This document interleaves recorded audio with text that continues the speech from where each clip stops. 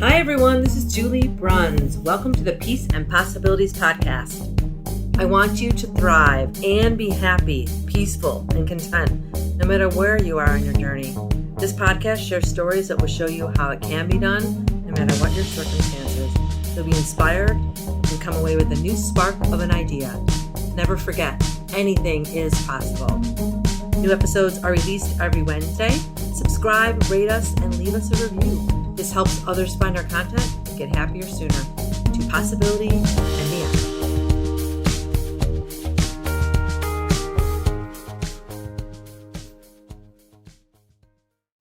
Welcome everyone to this week's episode of the Peace and Possibilities podcast. I am here with Jami Hearn. And Jami, I learned about Jami from a book I read recently called Women on Purpose.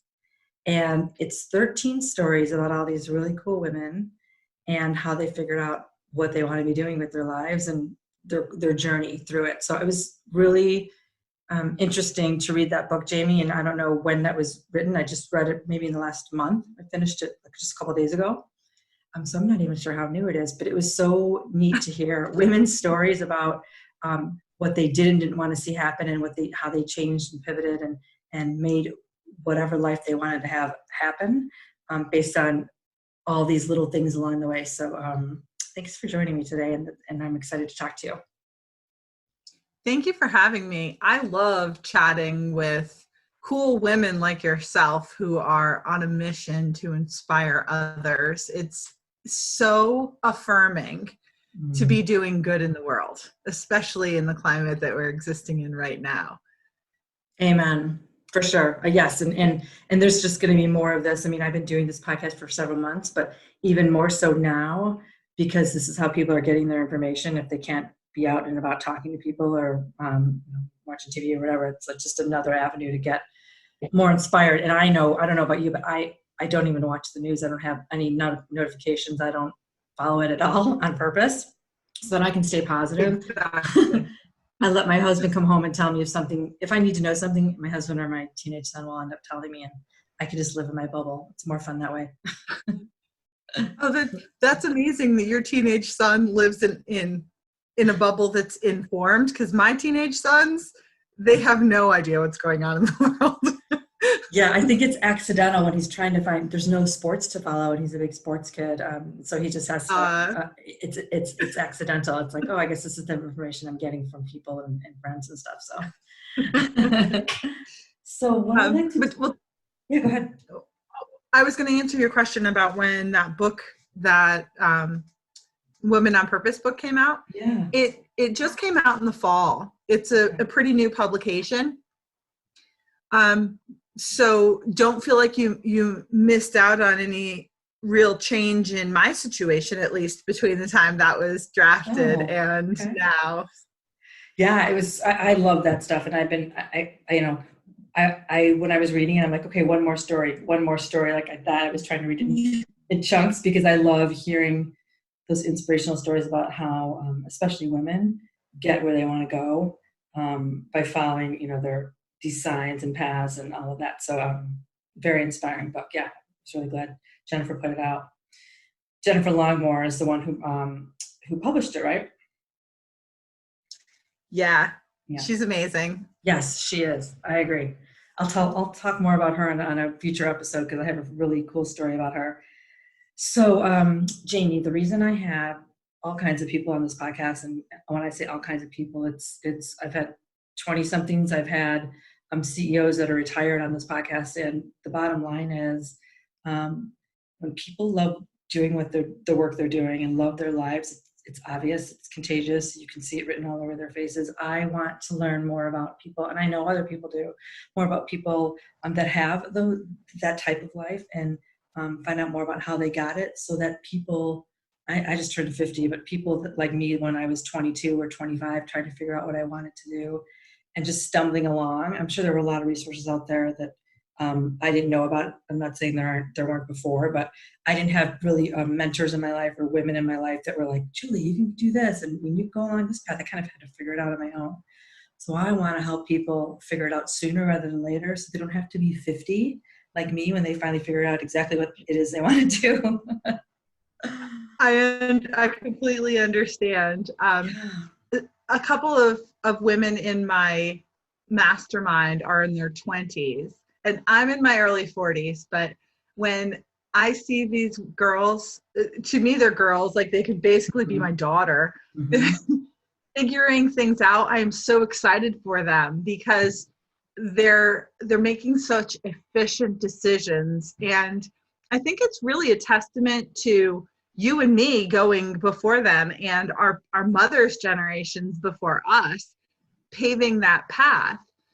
um, so growing up, I always knew that I wanted to be an attorney, and I had this image of attorneys like LA Law, okay, like the total Mm-hmm. 80s version of glamour and excitement and drama.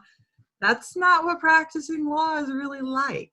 Mm-mm, mm-mm. When you say you knew when you were young, like were you in grade school or junior high, or is it in high school you finally figured this out? You thought you wanted to practice law? No, the first conversation that is recallable to me, I was about 5 when I was explaining to my grandfather, my grandfather was always argumentative in kind of a playful way. So he Mm-hmm. allowed me to really hone my skills of persuasion. Mm. But I was about 5 the first time I told him that I was going to go to law school. And I thought at that time I was going to practice corporate law because I don't think I really had awareness of all of the various aspects of law. So that's the path I was on. I made that decree, and there are many more variables that factor into that. Um, in my work right now, I do a ton of past life work, and in my own past life process, I have a lot of legal influence. So I'm sure that my 5-year-old self was influenced by those past lives. Interesting. But that set me out on this path in this incarnation. And I made all of my decisions as a child and an adolescent in line with that determination to go to law school. I even chose my college based on the law schools in proximity to it. I was also a scholarship basketball player, so that helped when they offered me a scholarship to go to a school where I knew there were a bunch of good law schools. So it was about halfway through law school. I came home for Christmas break, and I said to my mother, she was one of the first mothers in my friend group to work.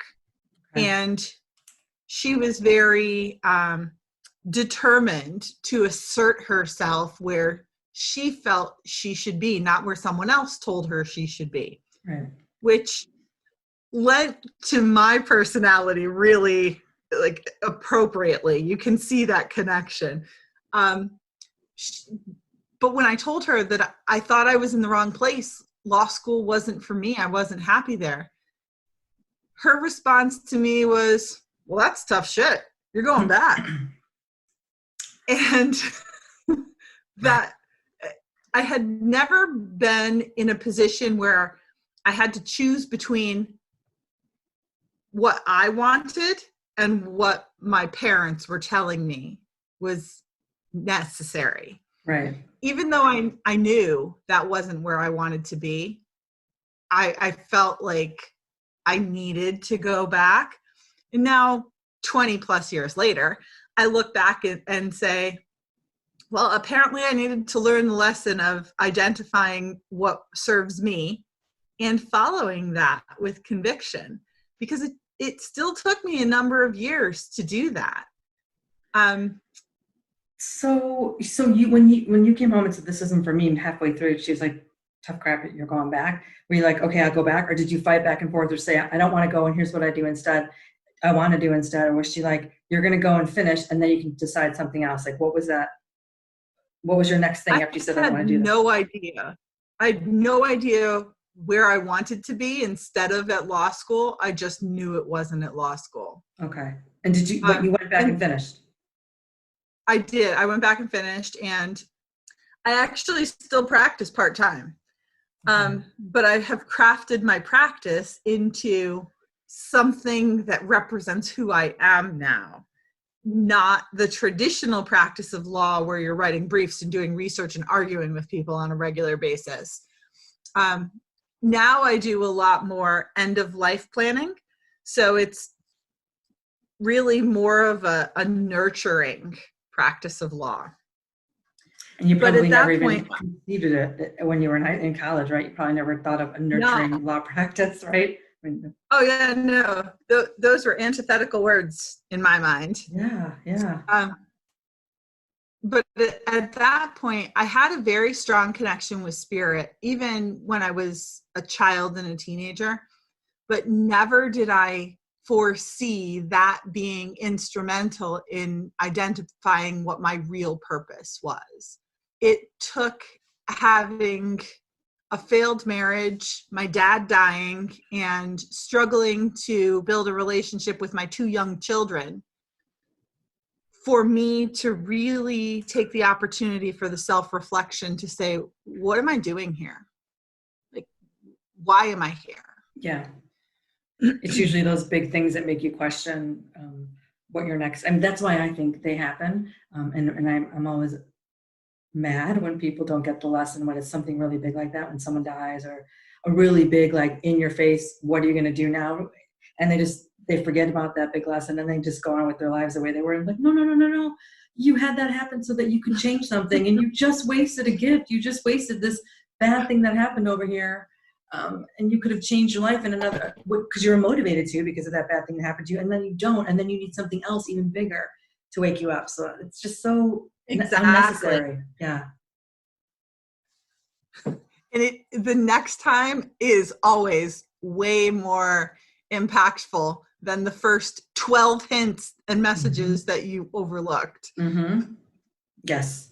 And it's my goal to have younger women and men, and my kids one just graduated college and one's about to graduate high school, just to say, like, you don't have to, of course you have to work hard and you have to pay your dues and all of that, but you don't have to be working at something you hate for 10 years and have something bad happen for you to make a change. You can say, like you did in the middle of law school, this isn't right for me. I don't know what is, but this isn't right for me. And it was smart of your mom, but also she could have said, okay, you're going back, you don't have to do this, but you're going back to finish something else.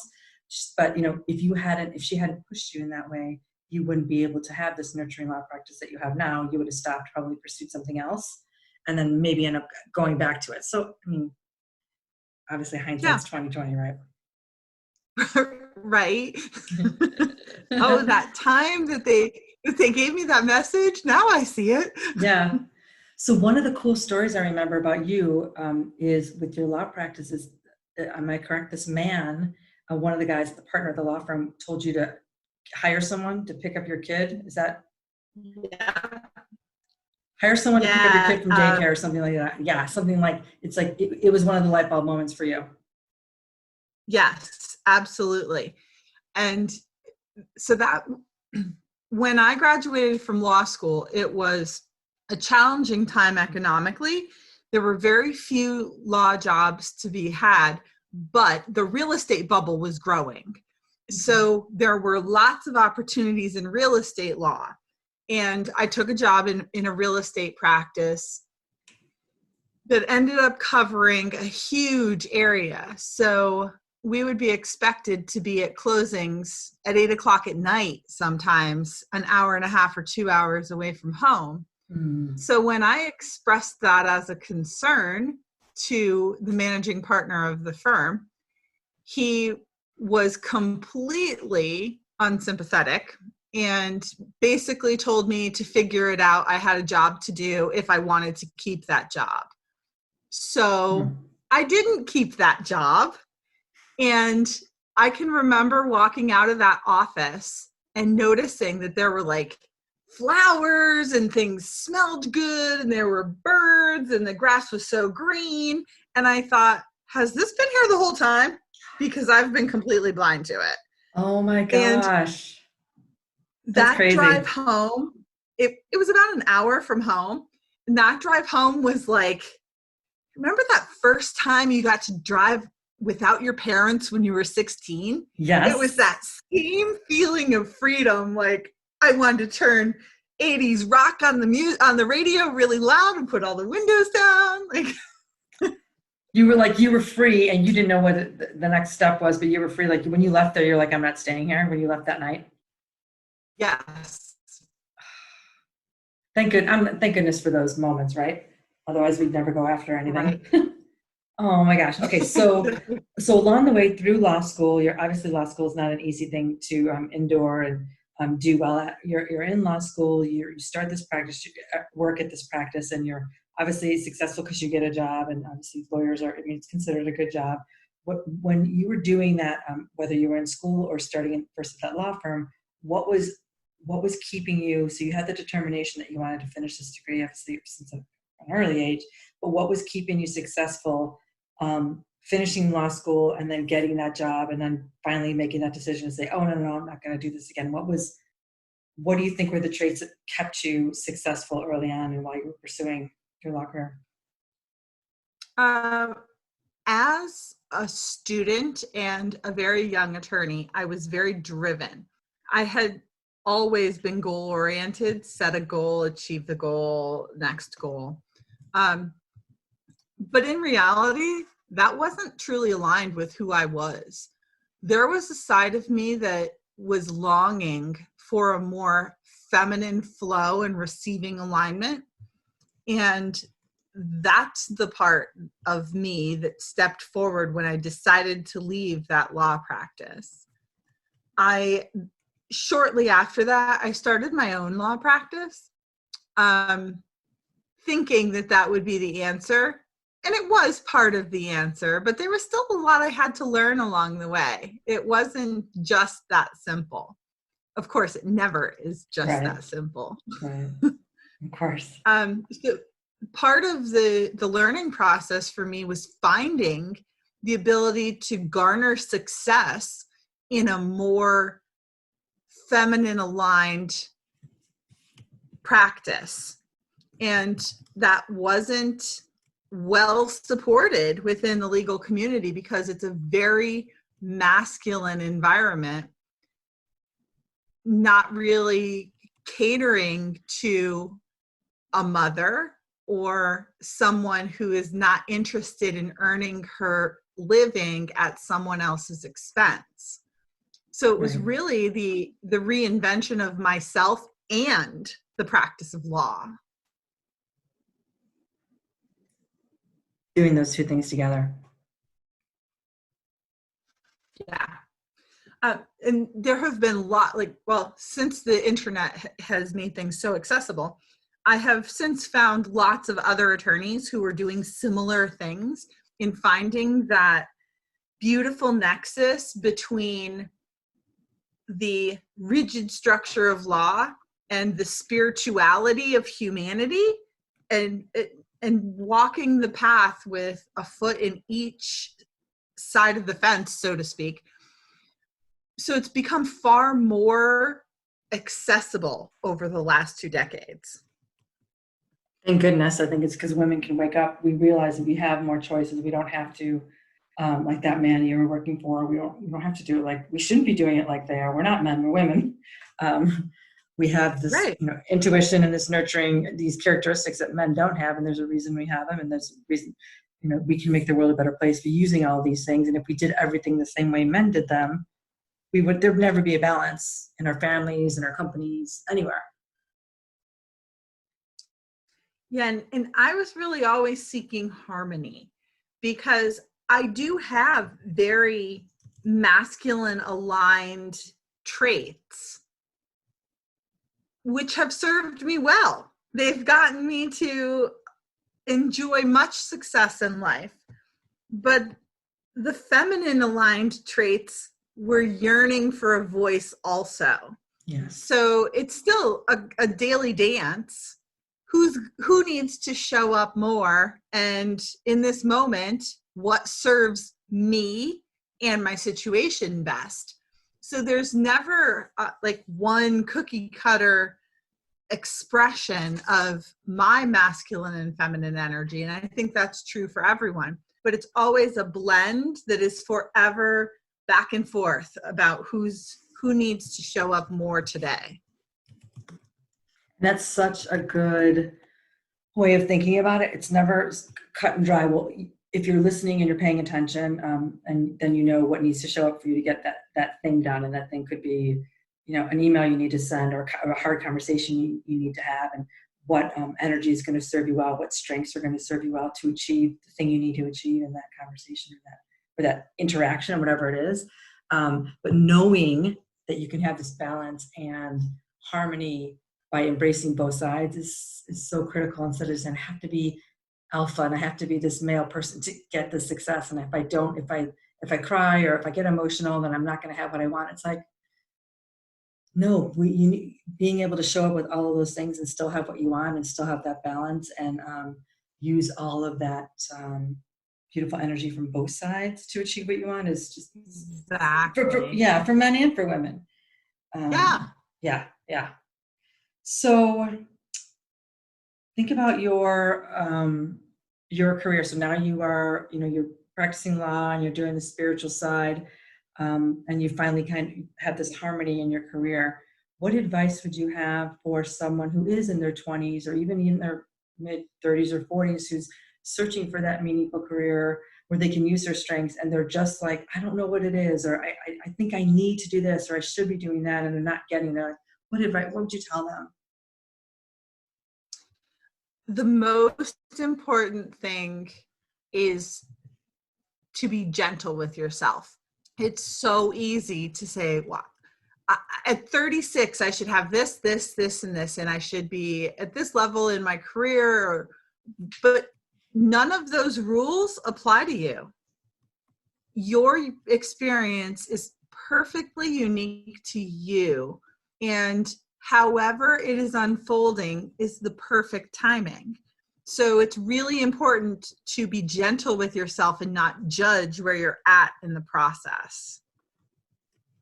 I love that, because that's what we do, right? We say, well, I don't want to have this. I don't know if I want to have this degree. I don't, you start questioning things or having conversations, and you do judge. Yeah, you do judge yourself, and then you just say, okay, well, I shouldn't be thinking like that. I'm just going to charge on and do this other thing, even though it's not aligned with what you want to do. But if you can not look at every rule and say, like, who's telling you at 36 you should have this? Where did that come from? Your parents, yourself? Where's that coming from, and how is it serving you? And if it's not serving you, say, okay, just what's one of the sayings? It's like, instead of thinking I can't, it's like, how can I? I probably can't start my own business at 50. I probably can't just change my degree at 25 when I just finished college. It's not necessarily the truth, but we're told that things are this cut and dry or black and white. And then when we don't fit to it, we aren't gentle with ourselves. And then we're chasing after something for way too long. And then keeping ourselves from really having that harmony in that life that we wanted. You're just so much further away from it. It takes you longer to get there.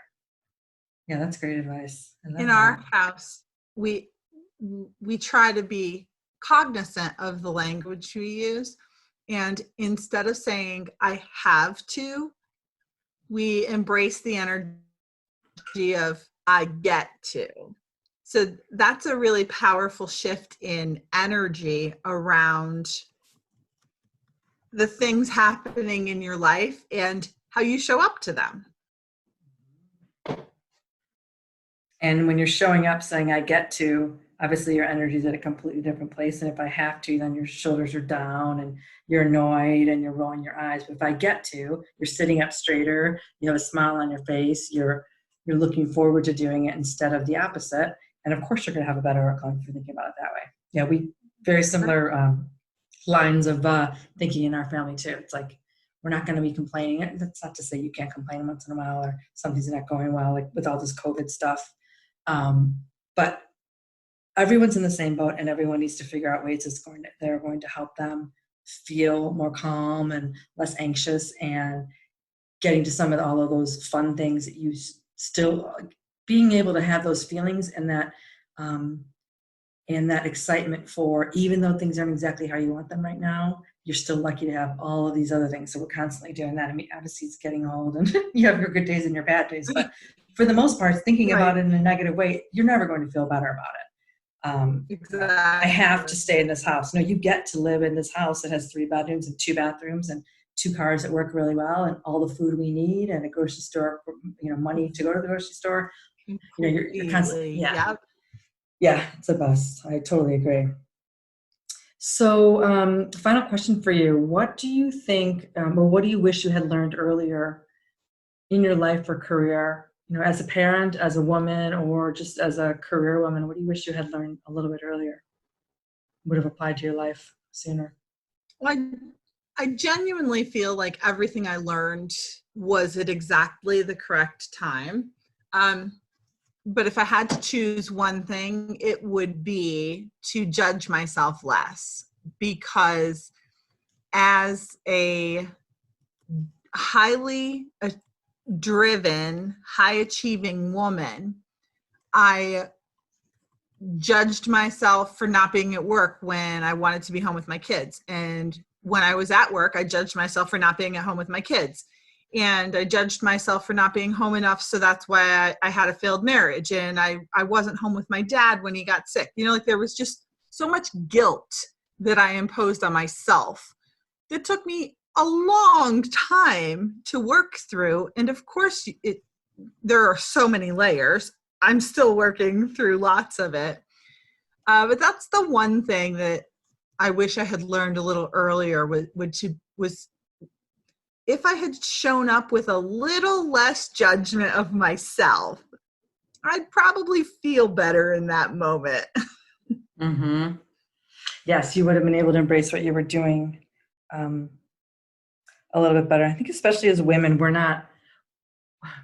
we feel more guilty about what we're doing than men. And I'm just going from my own experience, but I know in general, it's like if you're in a marriage and you have kids and you want to work and your husband has to work, it's like they work and they're not, of course they'd like to see their kids more, but they know I have to work. Women are like, well, do I really have to work? And here I am, and I'm missing out on this, and I'm not working hard. We're always trying to balance more. Women are always just trying to balance a lot more. And men don't have the same judgment and guilt. They just say, this is what I need to do, and I'm making the best of it. And they don't harp on themselves like we do, unfortunately. Yeah. And I wish we had less of that early on, so that because we'd go after the things we want sooner if we were less judging ourselves, for sure. Absolutely. Yeah, you would have stopped earlier and said, wait a minute, this isn't right. But like you said, everything happened exactly how it's supposed to happen in perfect time. I'm a big believer in that too.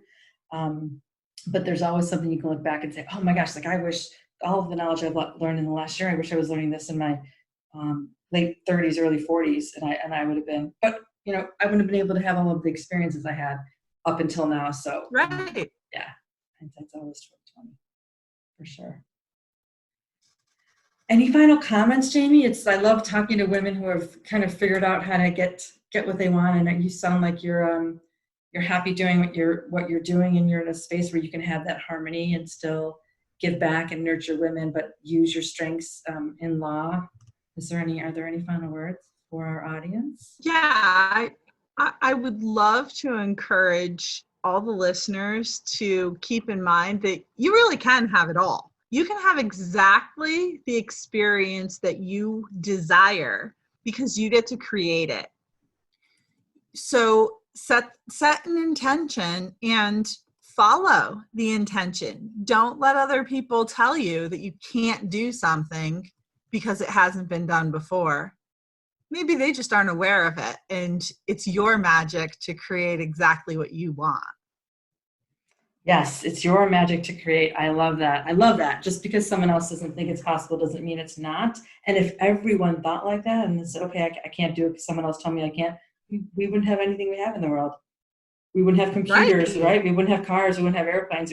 That's never been done before. All right, we can't do it. And everyone would just go back to the status quo. And that's never how anything gets created or birthed or that's never how anything gets done. Saying, oh, I'd love to, and then I can't, and turn the other way, then you're never going to accomplish anything, of course. Yeah, for sure. Well, thank you, Jamie. This has been a cool conversation. Thanks for joining me and sharing your wisdom. I really appreciate it.